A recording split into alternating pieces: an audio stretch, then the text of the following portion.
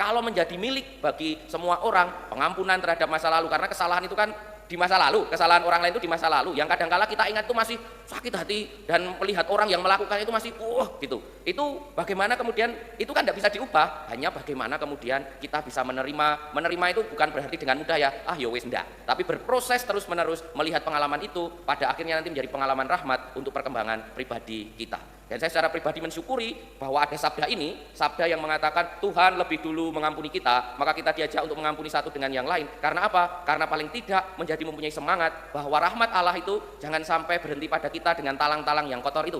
Tetapi semoga kita sendiri bisa membersihkan diri kita dengan luka-luka hati dari masa lalu, penuh pengampunan terhadap sesama, sehingga rahmat Allah pun semakin terpancar dari diri kita sendiri. Saya katakan tidak mudah, tetapi kalau kita mau berproses, mau berusaha, mohon rahmat dari Tuhan, ya Tuhan berilah hatiku Maha Rahim seperti hatimu, saya yakin kita bisa berbagi rahmat kepada orang yang lain pula.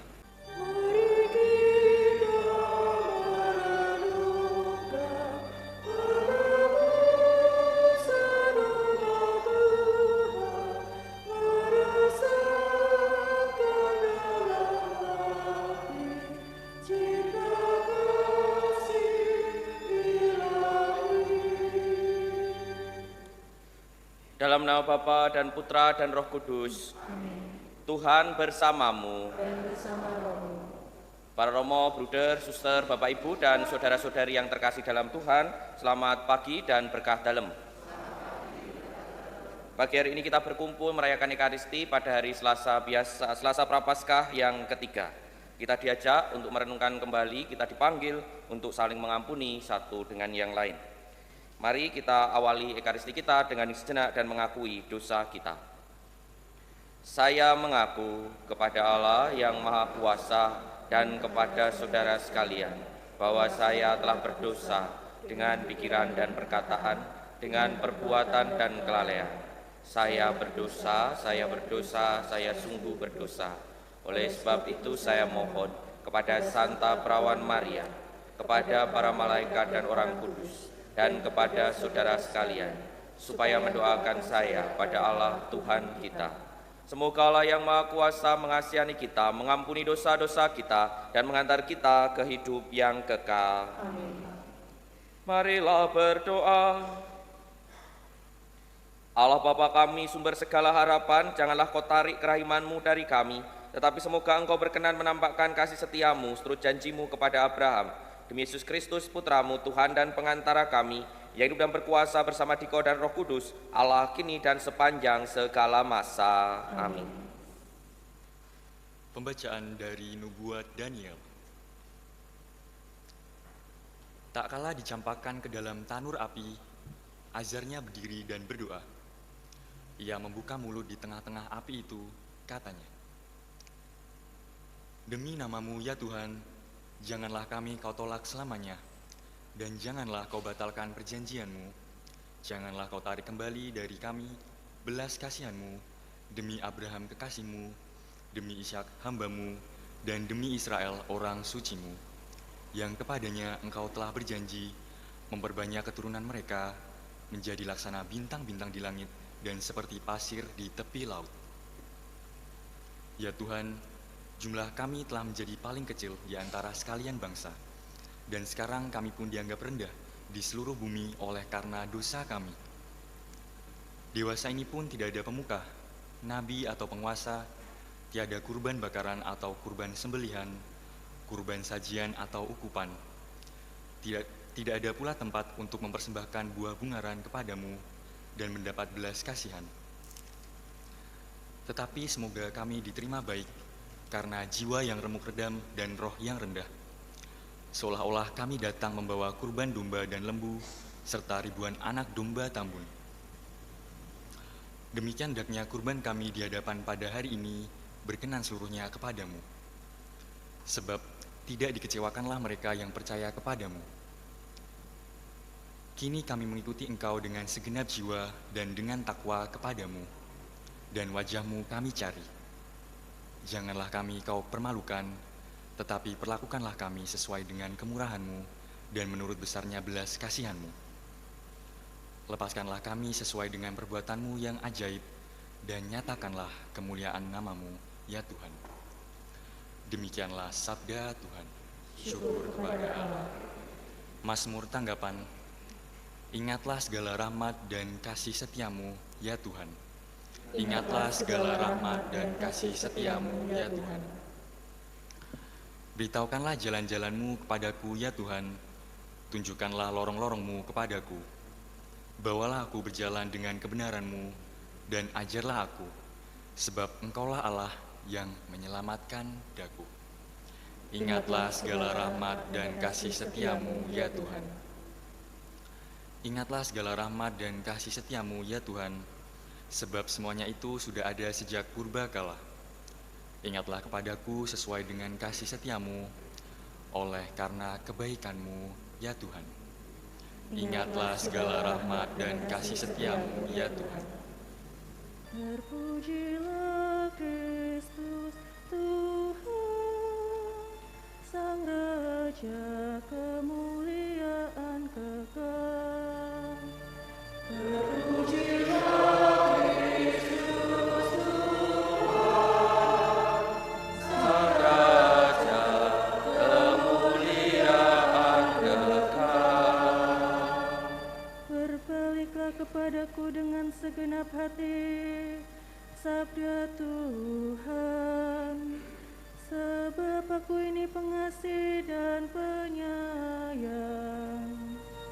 Terpujilah Kristus Tuhan, Sang Raja kemuliaan kekal.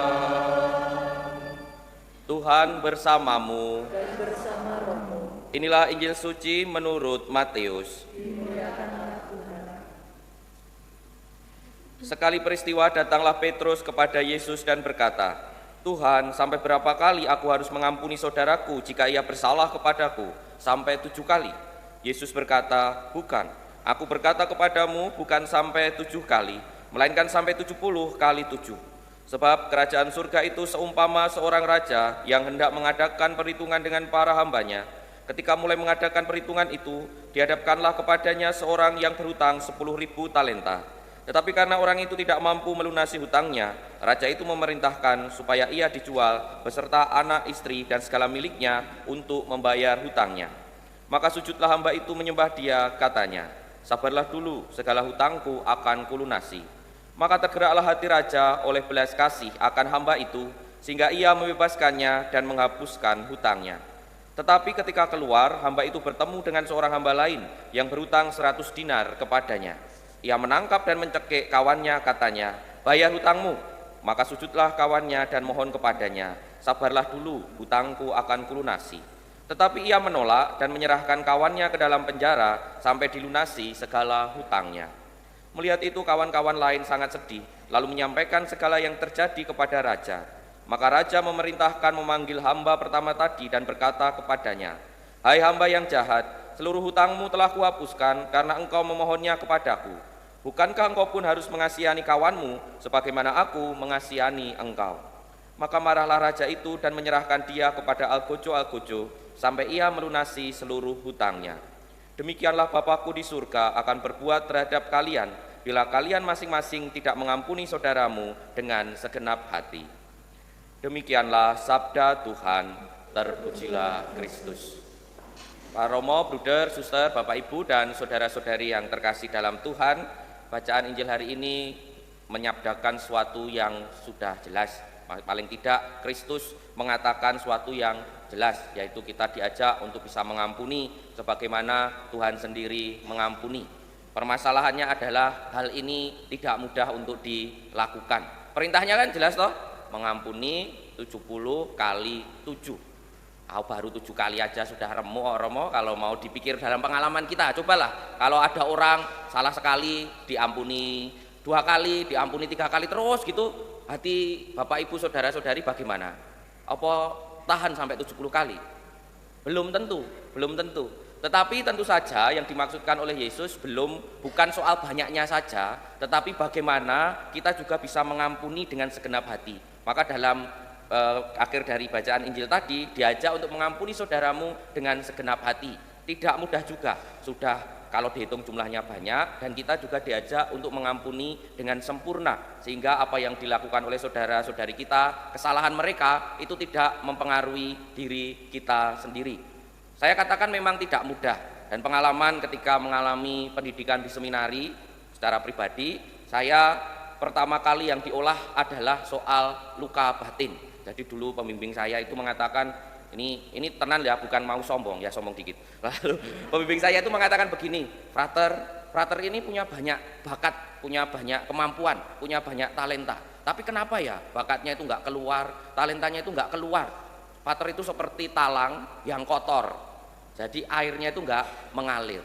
Maka tugas pertama frater itu membersihkan talangnya, biar talangnya itu bersih, sehingga airnya itu nanti bisa grojok itu lancar, jadi cepet gitu loh. Jadi rahmat Tuhan itu terus lewat frater itu cepet gitu loh, bisa bermanfaat bagi orang yang lain. Saya pada waktu mendengar itu, mosok iyo, masa saya punya bakat sih? Itu memang ya, ini tadi sombongnya di situ, itu punya banyak.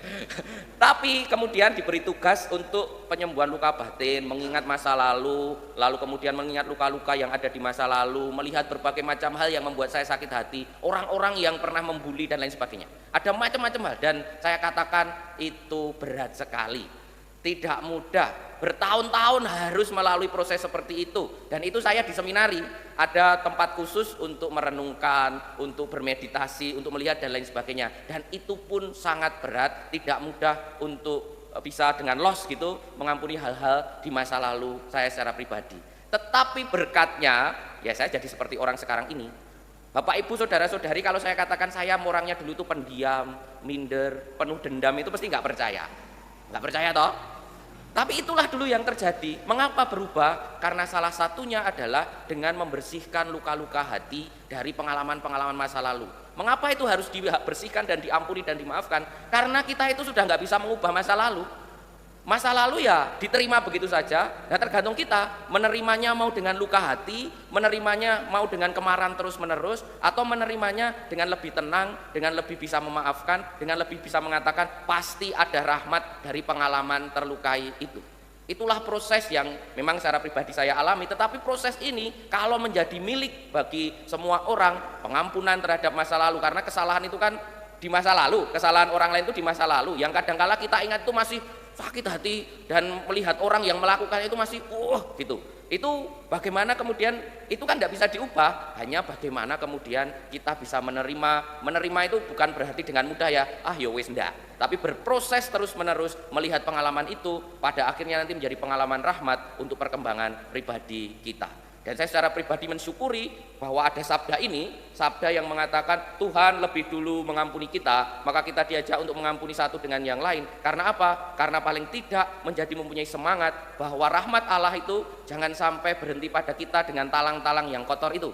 Tetapi semoga kita sendiri bisa membersihkan diri kita dengan luka-luka hati dari masa lalu, penuh pengampunan terhadap sesama, sehingga rahmat Allah pun semakin terpancar dari diri kita sendiri. Saya katakan tidak mudah, tetapi kalau kita mau berproses, mau berusaha, mohon rahmat dari Tuhan, ya Tuhan berilah hatiku maha rahim seperti hatimu, saya yakin kita bisa berbagi rahmat kepada orang yang lain pula. Kita hening sejenak. Agunglah misteri iman kita.